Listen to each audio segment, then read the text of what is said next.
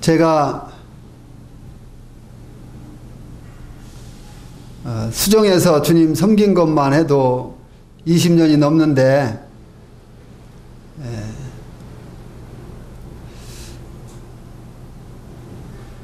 간증을 통해서도 유익한 시간이 되지 않겠는가 이런 생각을 하게 되고, 그래서 함께 간증을 나누기를 원합니다. 거창하게 뭐 사역 간증이다 뭐 이렇게 이야기를 하는데,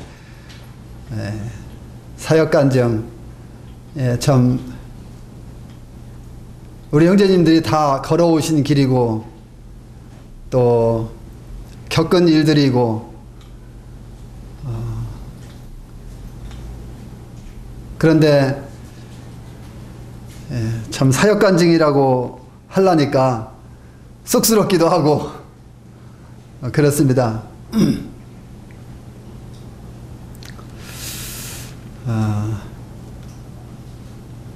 저는 78년도 1월 8일 날 당시 북수동 예배당이었죠. 그때는 북수동 예배당.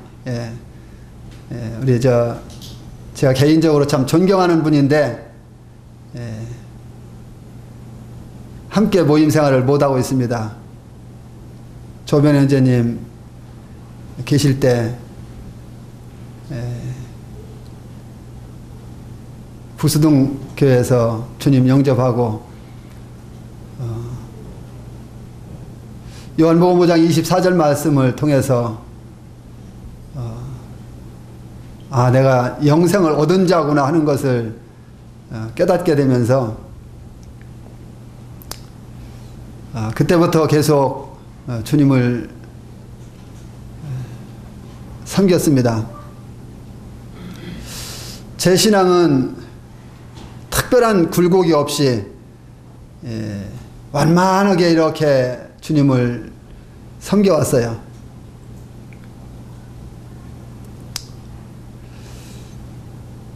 그리고 5월 18일 날 침례 순종하고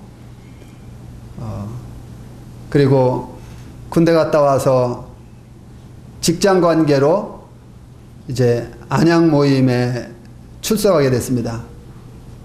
안양 모임에 출석을 하다가 거기에서 86년도경인가 그때 당시 비산동이죠. 지금 현재 안양 중북교회 개척을 하는데 함께 박준경 형제님하고 한규채 형제, 이성구 형제님 네 분이서 개척하는데 함께 동역을 하게 됐고, 그리고 이제 개척하고 나서 한 3, 4개월 정도를 안양 모임에 출석을 하다가 비산동 모임이죠. 출석을 하다가 제 개인 사업차 수부교회 근처로 이사를 하게 됐습니다.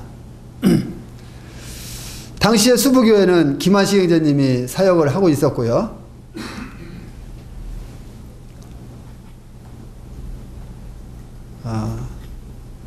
수부교회로 갔지만 한 몇 개월 정도는 거기서 비산동까지 계속 주일마다 이렇게 주일만 수요일을 못 가고 예배드리러 갔다 오고 이렇게 했었는데요. 한 번은 도로에서 김한식 형제님을 만났어요. 아주 좁은 길인데요. 차가 비켜줘야 되고 그리고 갱신이 또 지나가고 하는 길인데요. 저는 곡주집에 벽가마 실러 가고 김한식 형제님은 나를 오랜만에 신방 오겠다고 한번 와보겠다고 오는 중인데 만난 거예요. 그래서 형제님한테 제가 지금 벽가마 실러 가는 중인데 빨리 가서 싣고 올 테니까 집에 가 계시라고. 그래서 싣고 가서 한참 교제하고 그때부터 이제 수부교회로 나가게 됐죠. 제 마음 가운데 늘 수부교회를 나가야 된다고 이렇게 생각을 하고 있었는데 결정을 내리지 못했었고 그러다가 수부교회로 나가게 됐습니다.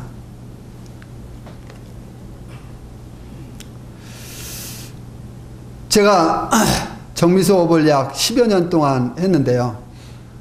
10여 년 동안 정미소업을 하면서 아주 성실하게 저 나름대로 했다고 생각을 해요.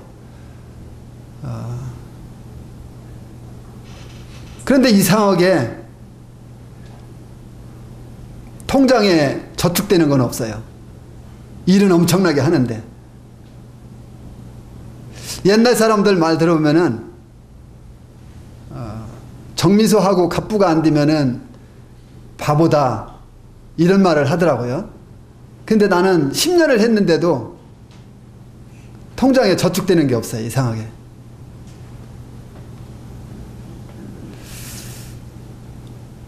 하도 정직하게 하다 보니까 다른 방앗간에서 방아찌어서 쌀 한 가마 상에다가 팔아서 돈을 갖다 주는데 우리보다 1,000원, 2,000원 더 준다고 하면은 곡주들이 다 걸리가는 거예요. 그런데 나는 그 짓을 못 하잖아요. 정직하게 하는 거예요. 그런데 결국은 그 곡주들이 그 다음 해는 오더라고요. 왜 그랬을까요? 곡주들이 더 약아요. 벽가마를 달아봐요. 달아서 이 방앗간 가서 찧어보고 우리 집에서 찧어보고 똑같이 찧었는데 쌀이 우리 집에서 찐 게 더 나오거든요. 그러니까 오더라고요.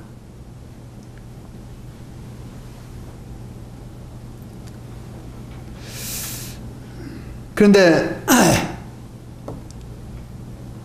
많이 고민했죠. 이렇게 열심히 일하는데 이 정도 열심히 일하면은 돈을 벌어야 되는데 왜 벌지 못할까? 이유가 뭘까? 이런 생각을 하게 되고 많이 일하려면은 어떻게 돼요? 많은 인부들을 써야 되고 또 많은 장비들이 필요하고 이렇게 되는 거죠. 근데 그때 당시 이완성 형제님이 수부교회 말씀 성도 집회로 오셔서 이제 강사로 오셔서 말씀 전하시는 중에 저희 집에서 이제 식사 대접을 했어요. 식사하시고 나서 오후에 이렇게 함께 둘러앉아서 교제하는 중에 형제님이 말씀을 보여주셨어요. 전도서 말씀을 좀 한번 볼게요. 잘 아는 말씀인데 그래도 한번 펴서 읽어드리겠습니다. 전도서 5장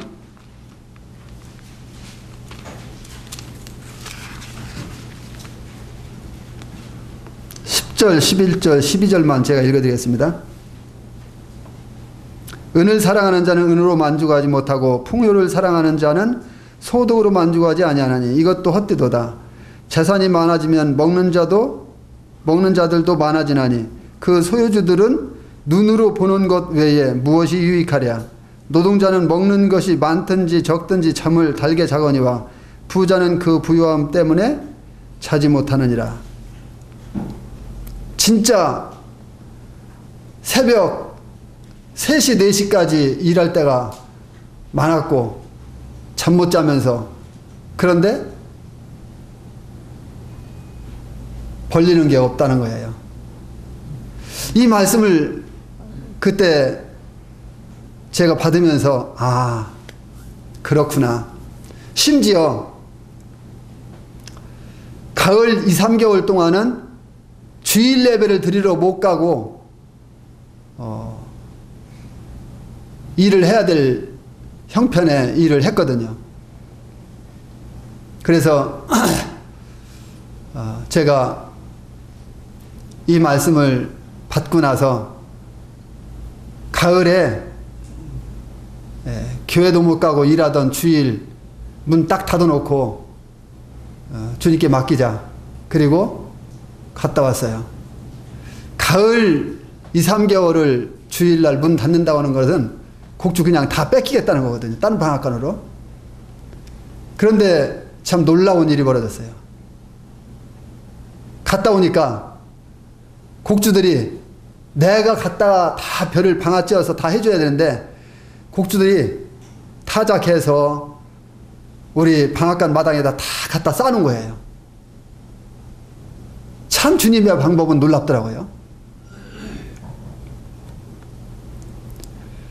너무 힘들게 일하고 바쁘게 일하니까 가을에는 곡주들이 보통 한 10명, 15명씩 와서 기다려요. 그러면은 저희 자매가 그 곡주들 다 밥을 해서 먹이고 다 해야 돼요. 정말 고생 많았죠. 제가 수원에서 구원받고 청년들, 여기 우리 조정회장님도 계시는데 청년들 모여서 교제하면은요, 영적 비전을 이야기하고 그랬는데 그때 무슨 말을 했냐면은 많은 형님들이 전심사역자가 되겠다고 하는 비전을 제시하고 그랬어요. 우리 조정회장님 기억나십니까? 예. 저도 그때 구원받은 지 불과 한 2년 정도 됐었는데 전심사역자가 뭔지 모르잖아요. 저도 그때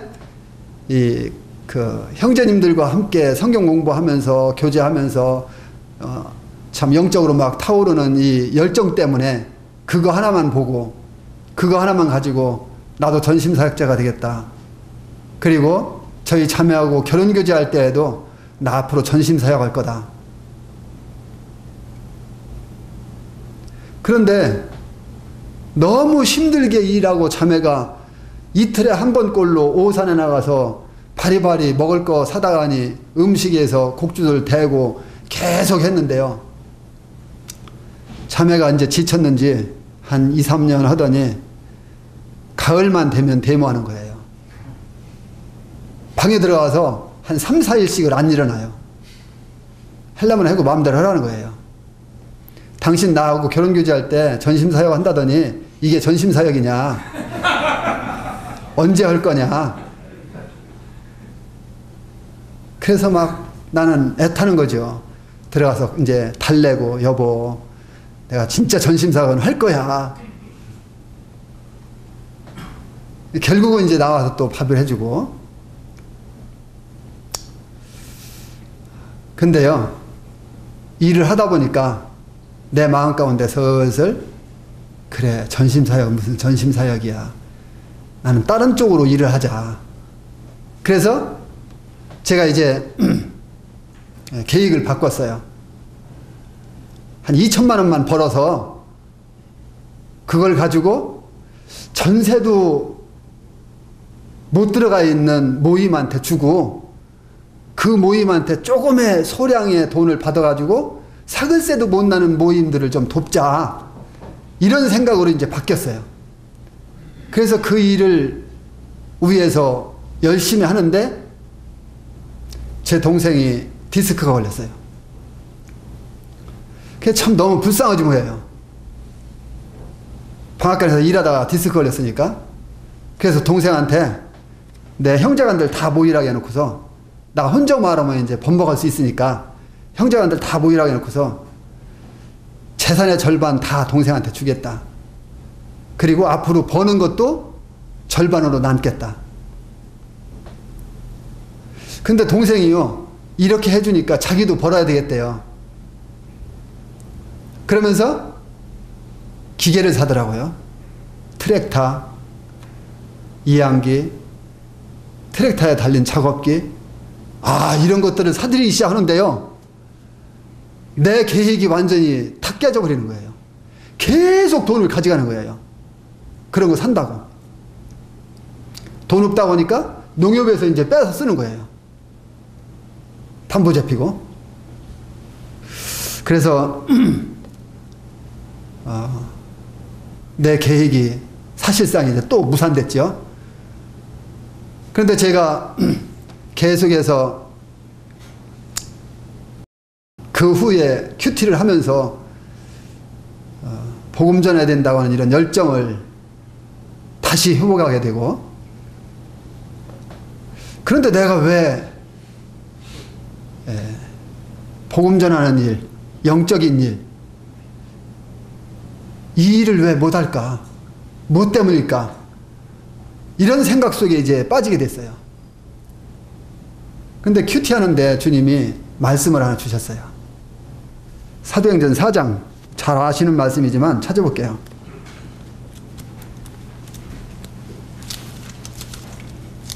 사도행전 4장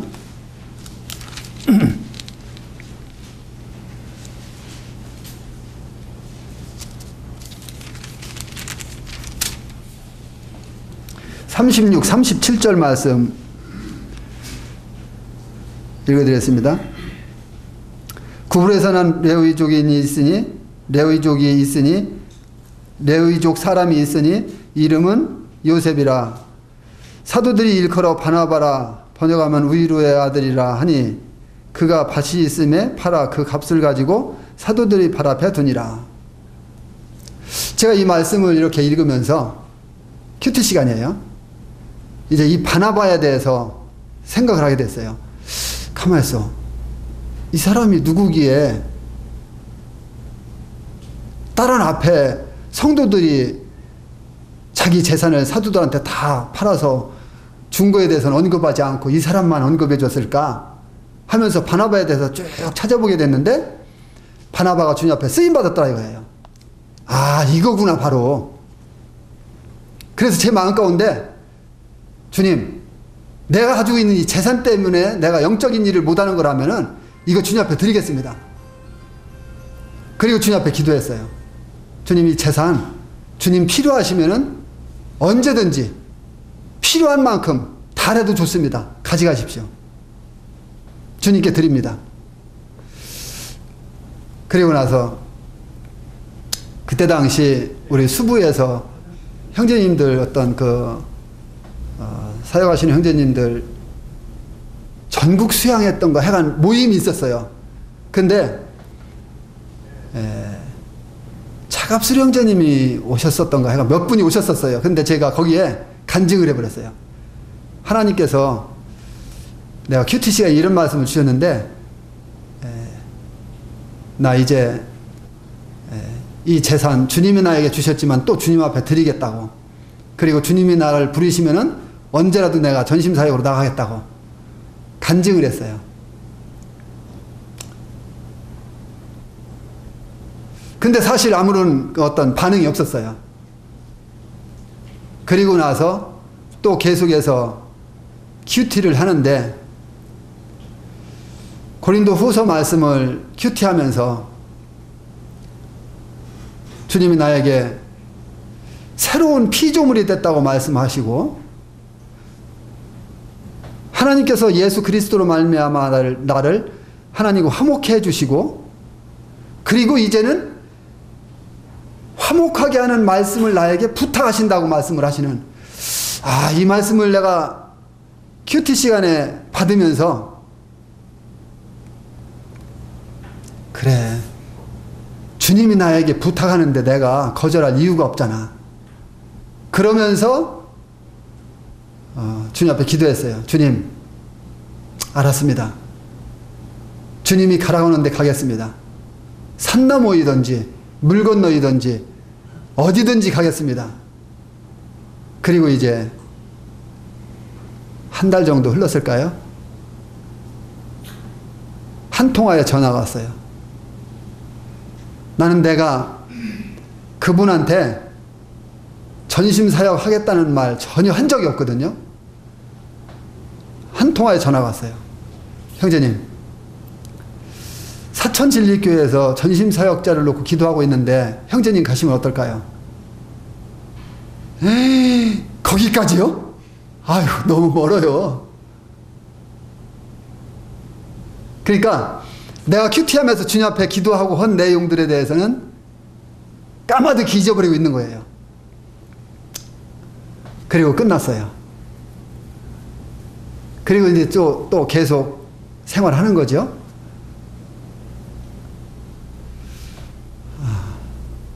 한 번은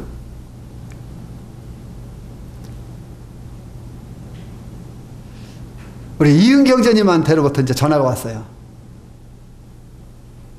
이은경제님께서 전화하셔서 뭐라 했냐면은, 이형제, 조암수정교회 사역자가 없어서 사역자를 위해서 지금 기도하고 있는데 형제가 적격이요. 형제가 가면 좋을 것 같아. 근데요, 제가 참 건방지게 거절했어요.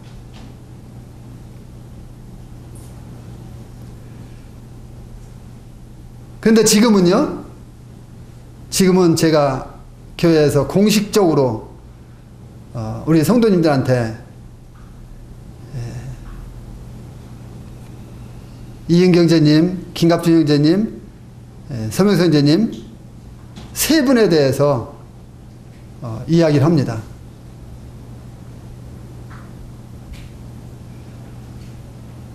조암수정교회를 위해서 이렇게 수고한 형제님들이 아니었으면 오늘날 조암수정교회가 있겠느냐. 그분들을 위해서 기도해야 되고 그분들의 헌신과 노고를 알아줘야 된다. 제가 거절했어요. 왜냐면요, 저 자신을 제가 안다. 이은경제님이 한 10여 년 이상 그렇게 되나요? 예. 거기서 얼마나 잘 가르쳤겠어요? 그리고 김갑준 형제님 한 4년 정도라고 내가 이야기를 들은 것 같아요.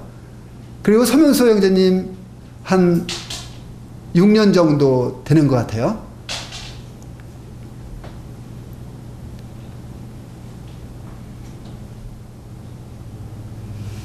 그래서 거긴 내가 가서 할 일이 못 됩니다. 그리고 이제 형제님이 2번인가 전화를 했는데 제가 그냥 그렇게 거절을 하고 말고 이제 며칠을 생활했는데 또 서명수 형제님 전화가 왔어요. 여전히 저는 그렇게 핑계를 대면서 거기 누가 계셨고 제가 가서 할 일이 없을 것 같습니다. 저는 안 됩니다. 거절을 했어요. 한 4번 전화 왔는데 4번 다 거절을 했어요. 그리고 정미수에서 사용하고 있는 2.5톤 트럭이 있는데요. 그것을 검사받기 위해서 검사장에 갖고 가는데 그때 당시만 해도 한 번 검사하려면 한나절 걸렸어요. 그래서 그것을 검사받으러 하면서 영혼을 계산하는 삶이라는 책 많이들 읽어보셨을 거예요. 거의 다요. 이 책을 가지고 가서 좀 읽으려고 제가 가지고 갔어요. 그런데 그 책을 읽는데요, 거기에 뭐라고 써 있느냐면은 많은 사람들이 친구를 위해서, 직장을 위해서, 세상의 이런 여러 가지 일들을 위해서 다 허비하고 자기의 젊음을 다 허비하고 그리고 늙어지면 세상도 직장도 친구도 다 안 받아줄 때 주님 이제 내가 주님 일 좀 하겠습니다 하고 온다는 거예요. 그러면서 뭐라고 써있냐면 당신은 어떻게 하시겠습니까? 근데요, 당신은 어떻게 하시겠습니까? 라고 하는 글을 읽으면서 제가 주님이 나한테 너는 어떻게 할 거냐 강하게 말씀하시는 이런 아주 메시지로 강하게 받아들였어요. 그래서 그 자리에서 내가 무릎 꿇고 주님, 내 젊음을 주님께 드리겠습니다. 기도하고서 이제 집에 가서 자매한테 이야기했어요. 여보, 주님이 부르셨어.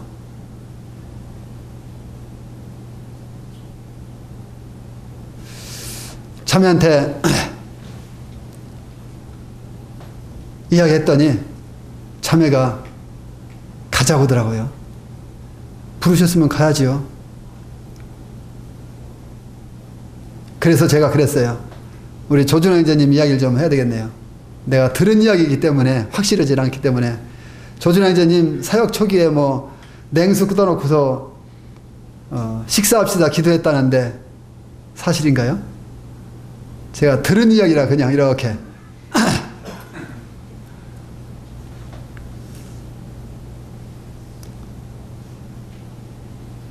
자매한테 그랬어요. 형제님이 이렇게 했다는데 주님이 우리라고 그것을 허락지 않는다는 방법이 어딨냐. 감당할 거냐. 감당하겠대요. 그럼 됐다. 그러고서 이제 3일인가 있는데 서명수 형제님이 전화가 아니라 이제 나한테 왔어요. 직접. 전화도 없었어요. 그냥 갑자기 온 거예요. 와서 뭐라고 말씀하시냐면은 수정교회 장로님들이 지금 기다리고 있으니까 형제를 기다리고 있으니까 빨리 가야 돼. 그러면서 내 차를 타. 그러면서 형제님 차를 타라고 하더라고요. 뭐 더 이상 변명할 게 없잖아요. 이제 갔어요. 가서 보니까 연세 많으신 분들 장로님들이 계시더라고요. 가서 제 구원받은 거에서부터 간증을 다 했어요. 그랬더니 간증은 참 좋은데 실제적인 이야기 좀 해야 될 것 같아. 그래서 제가 실제적인 이야기라고 하는데 딱 알아차리고 제 생활 문제인가 보죠. 그랬더니 그렇대. 그래서 이제 또 조준호 형제 이야기 그 이야기를 또 같이 우리 자매하고 이야기한 걸 또 이야기했더니 아 그럼 됐어 뭐 더 이상 이야기할 것도 없네. 빨리 가서 보따리 싸갖고 와. 그때 당시 이승만 형제님이 오셔서 사역할 때인데요. 아닙니다. 저 이승만 형님한테 이야기하고 형님이 거절하면 저 못 옵니다. 그리고 형님이 허락할지라도 교회가 허락해야지, 둘 다 허락을 해야지 아름답게 올 수 있습니다. 그랬더니 가서 그럼 허락받고 오래요. 그래서 저는 사실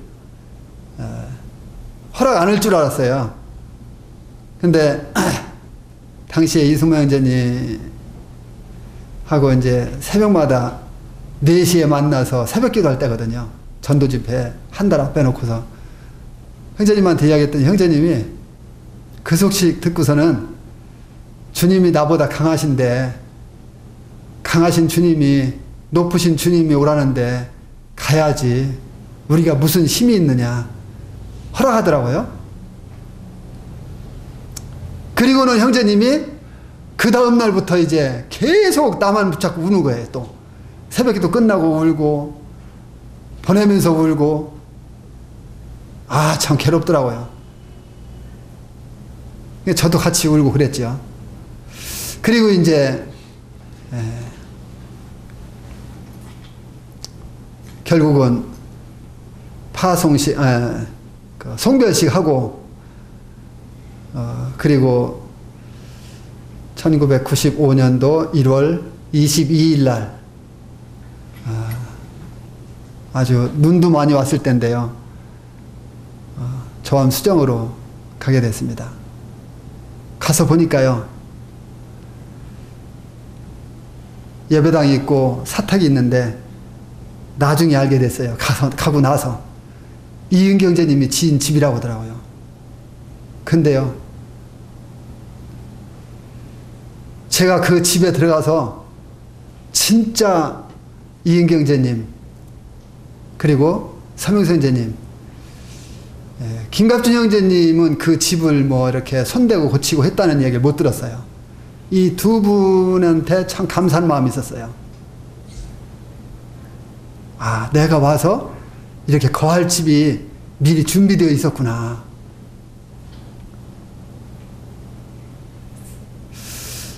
집은 안 좋지요. 집은 안 좋지만 일단 내가 와서 거할 수 있는 집. 그리고 형제들이 직접 그래도 도배도 하고 했더라고요. 도배를 했는데 이쁘게 좀 이렇게 쪽쪽 했어야 되는데 이렇게 해나가다가 보니까 삐뚤어지거든요. 그러니까 거기를 또 겹쳐서 쭉 하니까 하나는 반이 없어지고 하나는 이쪽이 쭉 나오고 그런데요. 그것까지도 이쁜 거예요. 감사하고. 그리고 화장실을 갔는데 휴지거리를 해놨는데요. 휴지거리를 뭐로 이렇게 엮어서 이렇게 해서 이렇게 해갖고서 휴지거리 딱 해놓는 거 있어요. 보니까. 아, 그거로 예쁘게 해놨는데, 그거까지도 감사한 거예요. 다 감사한 거예요. 그런데 제가 주님 앞에 부름받고 그렇게 가게 되면서 주님 앞에 나 자신을 호소했어요. 주님, 왜 하필 나 같은 자를 부르셨습니까? 저는 다른 형제님들 마냥 어떤 말에 능통함도 없고, 모세가 그랬듯이 실제 제 마음을 토로한 거예요. 말에 능통함도 없고, 그리고 다른 형제님들 마냥 성경의 어떤 지식도 많이 갖고 있는 것도 아니고, 그런데 왜 하필 납니까? 그런데요, 제가 그동안 주님을 섬기면서 들은 말씀이 생각났어요. 삼갈의 손에 들려졌던 소문은 막대기. 소문은 막대기, 그거 참 아무것도 아니지만 삼갈의 손에 들려졌을 때 그게 참 유용하게 쓰임받았다. 그리고 또 하나, 삼손의 들려졌던 나귀의 새턱뼈. 이 두 말씀이, 그동안 들었던 말씀 중에 두 말씀이 생각났어요. 그러면서 주님이 내가 누구냐? 내가 너를 들어서 쓸 수 있지 않느냐? 내가 함께하면 되지 않느냐? 이런 아주 강한 말씀을 이렇게 해주셨어요. 그래서 한시름 났죠. 아, 내가 아무것도 아니지만 내가 나귀 턱뼈 같고, 그리고 소문은 막대기에 불과한 것 같지만 주님이 들어서 쓴다면은 아, 되겠구나. 조금 자신감을 가졌어요. 조금.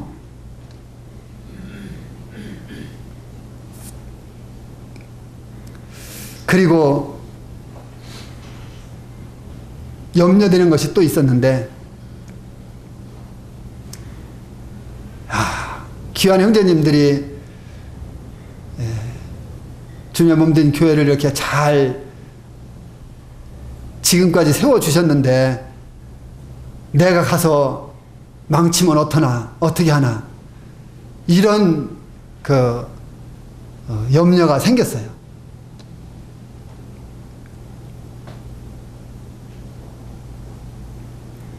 이런 염려 속에 주님께서 또 한 말씀을 주셨어요.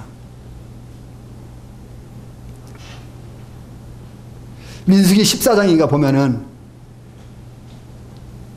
정탐꾼들이 가나안을 정탐하고 와서 보고하잖아요.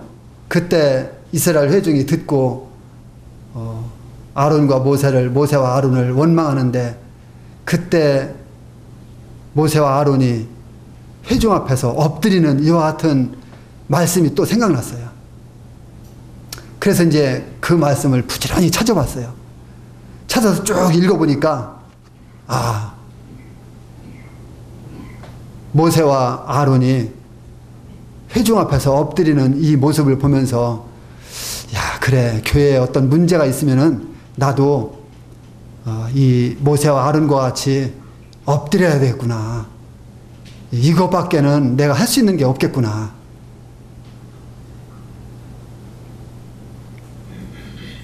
그리고 한 말씀이 더 생각났어요. 에서가 야곱한테 나랑 함께 가자 했을 때,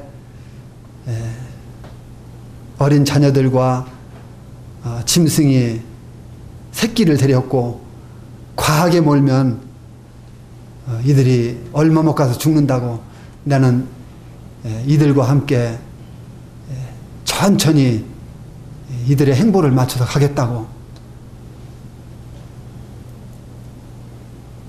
그래서 이 말씀을 또 찾아서 읽어보면서,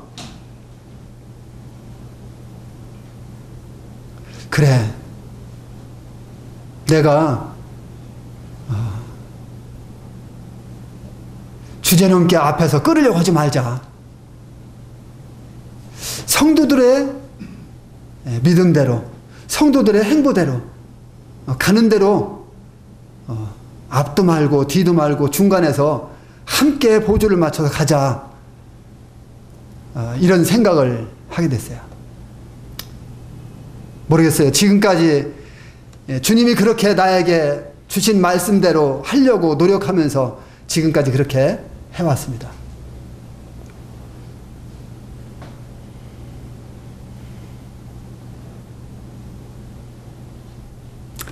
한 번은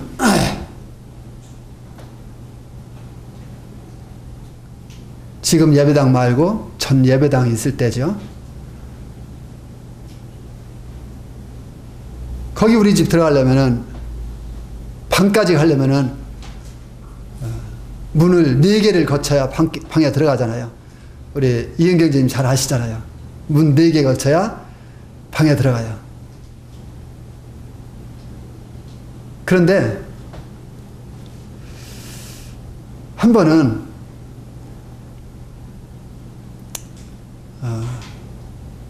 김한식 형제님이 선교 나가시다가 온다고 연락이 왔어요.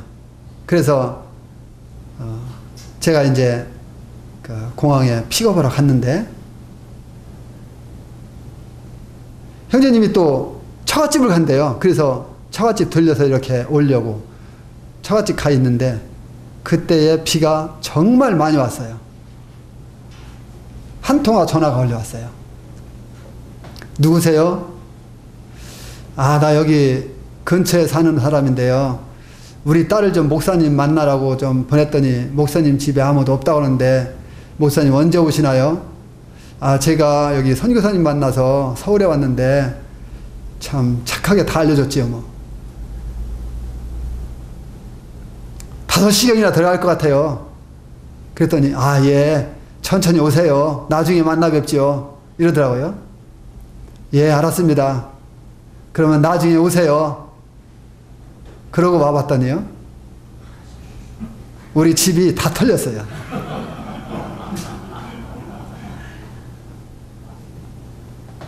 그때 당시 제가 수정에 갔을 때 처음에 생활비라고 40만 원을 줬는데요.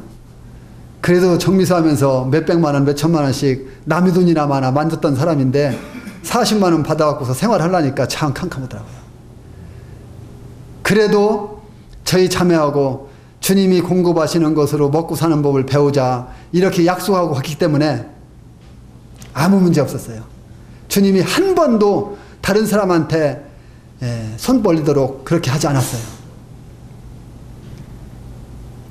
우리 아이들 학원 나가던 거 다 끊었지만, 아이들 국민학교죠, 초등학교죠. 초등학교 학교에서 급식하는 거, 급식비 외부 모임에서 통장으로 넣어줘서 그거 가지고 급식 두 아이들 다 하고,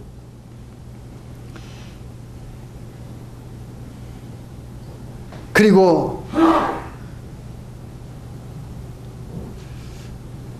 돈이 다 털려서 그때 마침 이제 그때는 이제 60만 원 받을 때예요. 한 3년인가 4년인가 지난 때거든요. 수정에 가고 나서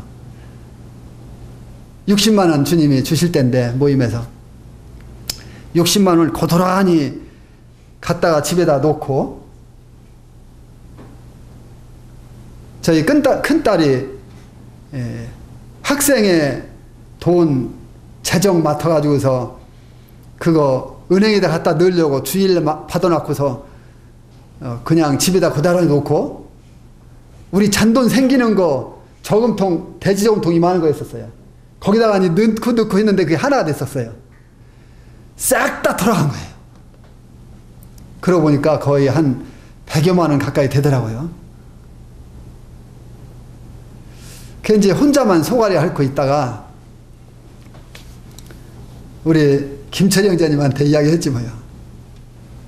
김철희 형제님한테 이제 수부 가면서, 수부 먼 일 때문에 한번 갔었어요.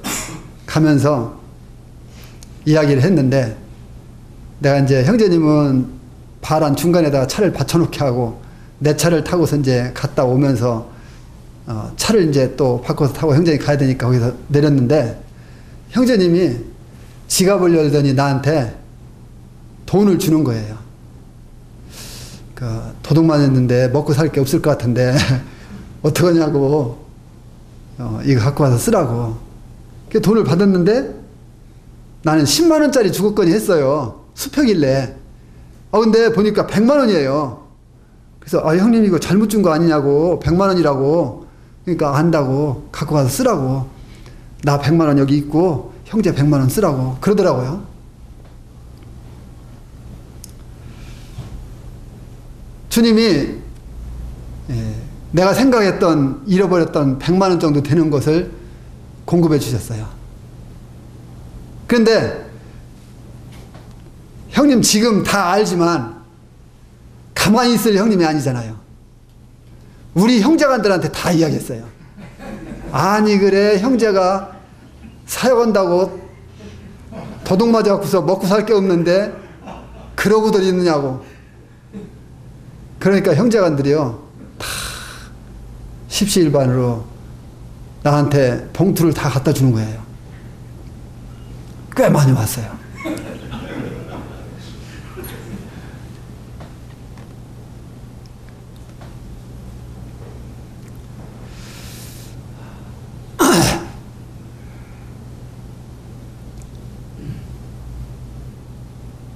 헌금 얘기 좀 해야 되겠네요. 저는 참 알뜰했어요. 진짜 돈 1원 한 장 허튼 데 안 쓰고 심지어 두 아이들 대학교 갈 때까지 용돈 한 번을 안 줬어요. 그런데 이제 예배당이 적어서 뒤에 신발장 있는 거 다 밖으로 내놓고 컨테이너 갖다 놓고 학생애들 따로 모이게 하고 그래도 안 돼서 신발장 다 밖으로 내놓고서 그 밖에 지붕이 있었는데 거기까지 다 털어서 모이고 그래도 안 돼서 우리 나가자.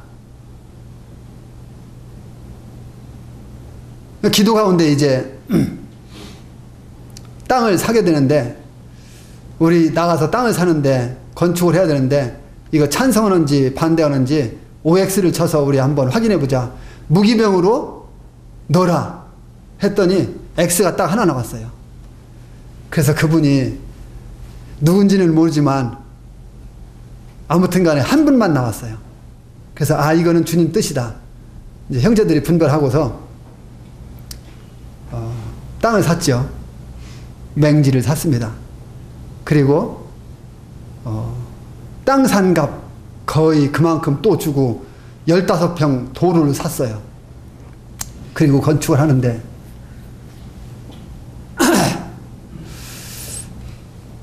작정원금 무기명입니다. 물론 무기명 작정원금을 했는데 8천만 원 정도가 비축되어 있고 헌금을 해서 제가 이제 형제들한테 이제 따로 관리를 하겠어요. 처음부터.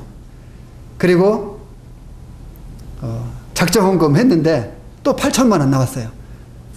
그럼 1억 6천이잖아요. 그럼 조금 모자랐는데 이거는 이제 하면서 나오겠다. 근데 연말이 됐는데도 더 이상 안 나오는 거예요. 그래서 참여하고 이제 나하고 이제 그 전에 성도들한테 우리 지금 그 옛날에 정미소 하던 땅 그걸 팔아서 주님 앞에 드려야 되는데 그게 안 팔리니까 기도해줘라. 근데 한 달 만에 기도하니까 그게 다 나갔어요. 그 땅이 팔렸어요. 그래서 그거 주님 앞에 드리고 그리고 나서 이제 참여하고 이제 또 이야기를 합니다. 더 이상 헌금이 안 나오는데 우리도 해야 되지 않느냐. 그때 당시만 해도 내가 이제 자정 관리를 안 했어요. 자매한테 돈 다 맡겼어요. 그런데 자매한테 얼마나 되냐 물어봤더니 한 2천 된대요. 참 많이 모았죠. 돈 60만 원 또 몇 년 있다 또 80만 원 이렇게 받았거든요. 모임에서 생활비로. 그럼 어떻게 돈을 그렇게 많이 모았느냐. 사실 외부의 형제님들이 우리 김철 형제님 많이 그러셨죠. 외부의 형제님들이 왔다 가시면은 보통 2, 30만 원씩 주고 가셨어요. 그럼 두 분이 와서 주면은 내가 한 달 모임에서 생활비 받는 것만큼 받는 거예요. 다 저축했죠. 한 2천만 원 정도 된대요. 그러냐. 그래서 이제 아이들 다 모아놓고 자매하고 나하고 앉아서 기도했어요. 주님이 우리에게 주신 돈 모은 것이 이만큼입니다. 이거 주님 앞에 드리려고 하는데 이 부분에 대해서 우리 가족이 하나 되게 해주세요. 그리고 아이들한테 물어봐요. 야, 너네들 지금까지 용돈 하나도 못 받았는데 이거 다 여기에 있어. 너도 그렇고 너네들 용돈이 다 여기에 있는 거야. 근데 이걸 주님 앞에 드리면은 하나님 나라 갔을 때에 엄청나게 많은 것으로 갚아줄 거야. 하나님이. 너네들 이거 드릴래? 그랬더니 드리겠대요. 그래서 그걸 이제 또 주님 앞에 건축원금으로 또 드렸어요. 건축이 시작됐죠. 건축을 하고 났는데 제 키로수가 한 10kg 빠졌어요. 75kg 나왔었는데 65kg. 더 이상 안 붙는 거예요. 그러다가 몇 년 있다가 이제 제가 암으로 이제 수술하게 됐죠. 그러는데 또 10kg 또 빠졌어요. 55kg. 여간에서 키로수가 안 올라오는 거예요. 겨우 60kg까지는 올라왔다가 음식 잘못 먹고 손해보면은 또 한 2, 3kg 쭉 빠지고 계속 그렇게 반복하는 거예요. 그래서 제 생각 속에 이제 더 이상 내가 어떤 영적인 일을 제대로 못하니까 교회 발전과 부흥을 위해서는 다른 탁월한 형제님이 세워져서 그 일을 해야 되겠다. 이런 생각이 들기 시작했어요. 그래서 이제 지금부터 한 3, 4년 전부터 제가 우리 자매한테 이야기했어요. 여보, 내가 더 이상 일을 못할 것 같아. 그랬더니 자매가 그렇게 하래요. 그러면 뭐라고 하냐면은 그만두려면은 내가 이제 그랬거든요. 한 3, 4년 더 하다가 그만해야 될 것 같아. 그랬거든요. 그랬더니 그만두려면은 지금 그만두래요. 왜? 그랬더니 한 살이라도 젊었을 때 그만둬야 직장 생활 하지. 그러더라고요. 물론 이제 그것이 뭐 우리 참의 어떤 본심은 아니었다고 생각해요. 그래서 제가 이제 그 후로 우리 형제들한테 슬슬 흘렸어요. 내가 앞으로 일을 하면 얼마나 하겠느냐. 길게 못할 것 같다. 그리고 이제 지난해 12월 말부로 그만두려고 그 전해에 그러니까 16년도 연중 계획 세울 때에 15년도 말이죠. 형제들한테 이야기를 했어요. 나는 올 1년만 하고서 전심사역 그만할 거다. 그리고 16년도 중순경에 한 6월쯤 될까요? 공식적으로 이제 강단에서 제가 성도들 다 듣는데 이야기했어요. 나는 12월 말부로 그만할 겁니다. 전심사역을. 이제 물론 내가 이제 그만하게 되는 것에 대해서 이야기를 했죠. 내가 교회에 생활비를 받아먹으면서 일도 못하고 옛날같이 신방도 제대로 못 다니고 영적인 일을 제대로 못하는데 양심적으로 내가 이거는 아니라고 생각한다. 그러면서 이야기를 했는데 나중에 알고 보니까 두 장로가 그 소리 듣고 실망했다고 하더라고요. 아니 형님이 저런 말을 할까. 근데 저는 몰랐죠. 그리고 이제 지난해 12월 달 얼추 다 가면서 이제 제가 두 가정을 불렀어요. 장로들 두 가정을, 부부를 불러서 식사 대접을 하면서 내가 이제 며칠 있으면은 전심사역 그만하는데 교회에서 장로들 어떤 계획을 세워놓는 거 있느냐, 다른 데서 모신다든가 자체로 세워진다든가 등등 뭔 계획이 있어야 될 거 아니냐 이제 물어봤어요. 그랬더니 형님 우리는 그런 거 전혀 계획 세워놓지 않고 있어요. 아 그러면서 형님 그만두면 안 돼요. 형님이 계속 해야 돼요. 아 이러는 거예요. 아 참 난감하더라고요. 그래서 보내놓고 자매하고 둘이 여보 어떻게 해야지? 그랬더니 자매가 더 해야 될까 보네. 뭐 교회 사정이 안 그런가 본데 뭐 직장생활 하면서 다들 쉽지 않은가 봐. 그래서 기도 가운데 주님이 더 하라는 거로 알고 제가 그럼 순종하겠습니다. 이렇게 하고서 올 1월 첫 주에 제가 이야기를 했어요. 이래 해서 제가 12월 말부로 그만하려고 했었는데 주님 뜻으로 받아들이고 더 하겠습니다. 아 근데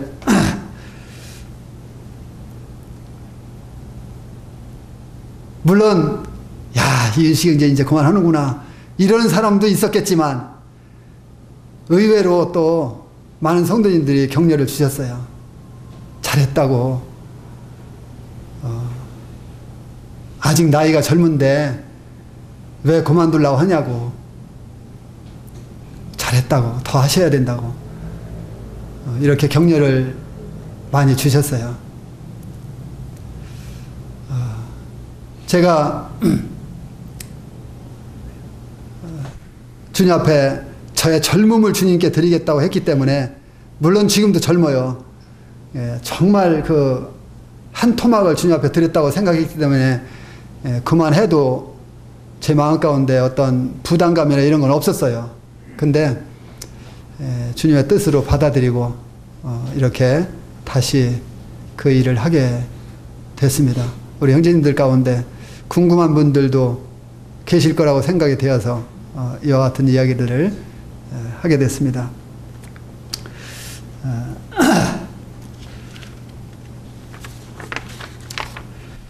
두서없이 이렇게 이야기를 좀 한 것 같은데요.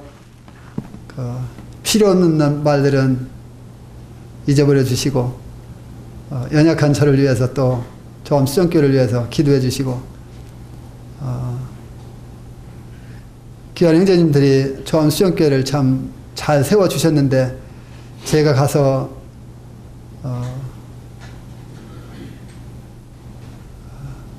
더 어렵게 하면 안 된다 하는 이와 같은 생각을 가지고 조심스럽게